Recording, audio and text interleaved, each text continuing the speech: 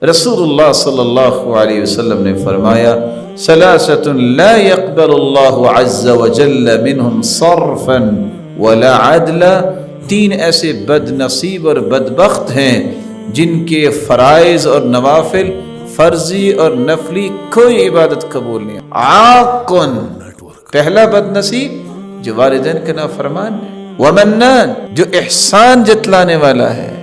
کیا مطلب احسان جتلانے والا ہے؟ اگر اللہ نے آپ کو توفیق دے دی ہے کہ آپ نیکی کرو کسی کے ساتھ، اگر اللہ تعالیٰ نے آپ کو توفیق دے دی ہے کہ آپ کسی کے ساتھ نیکی کرو، تو پھر اس کو ساری زندگی احسان تلے دبانا چاہیے اور اس کی عزت نفس کو مجروح کرنا چاہیے؟ نہیں، لا تبطلوا صدقاتکم بالمن والاذى، اپنے صدقات کو احسان اور تکلیف کے ذریعے ضائع نہ کرو۔ تو احسان جتلانے والا اس کے بھی فرض اور نوافل قبول نہیں ہوتے۔ وَمُكَذِّبٌ بِالْقَدْرِ، اور جو تقدیر کو جھٹلانے والا ہے اس کے بھی فرائض اور نوافل قبول نہیں ہوتے۔ اللہ ذوالجلال ہم سب کو محفوظ فرمائے۔